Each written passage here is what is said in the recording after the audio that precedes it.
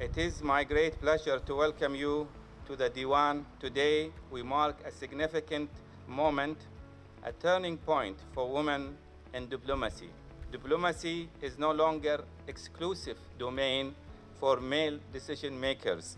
Women are shaping and transforming international politics. Supporting female talent in diplomacy is not a courtesy, it is a strategy. One that builds bridges and fosters global understanding. When I started my academic career, I often found myself as the only woman in the meeting room. Today, as we celebrate women in diplomacy, I am so proud of the women presence and engagement as we are rewriting this story today. Women diplomats have consistently demonstrated excellence.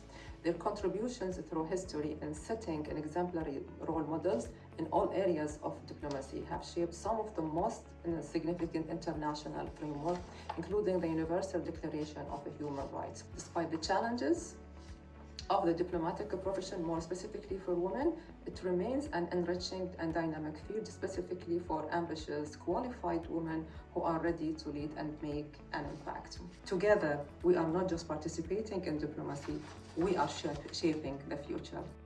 I'm very happy with the profession I have. It suits me well.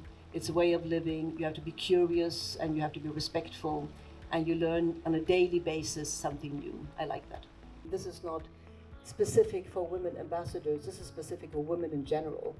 Wherever we work, if we want to combine family life, trying to be a good wife, trying to have a social life, trying to keep up with your friends, your family, parents growing older, it is definitely not easy. I enjoyed my life as ambassador, but if I had known at the beginning the toll it would take on my children, I would have chosen a different career. To be dragged out of your circle of friends, more than one family, every 3 years is very, very hard. I've been in the foreign service for 32 years. Staying in the service for that long, then I guess you would, that means you love your job. I had a very supportive partner. In the 38 years we've been married, we've been separated for more than 20 years. So maybe for the children, when they hit their teens, that's the difficult time for them. We certainly have more lady ambassadors and heads of missions now than we had more than half a century ago when I joined, but we still do not have enough. We have to have a proper representation of women in diplomacy at all levels. The question is, how do we get there? I've been myself recruiting people. Sometimes I sit between two CVs, but I will always ask to have a male CV and a female CV. What for me is important is sound judgment. And I've seen many men lacking that sound judgment, making mistakes because they were too ambitious and wanted to climb too quickly.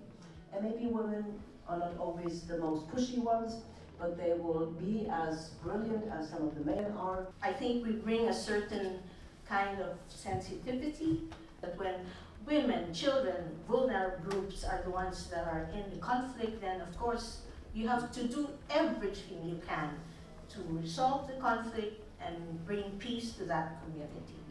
One of my junior diplomats at the time was ambassador in Washington after spending 12 years as undersecretary. So we have these women, female diplomats working on very tough issues.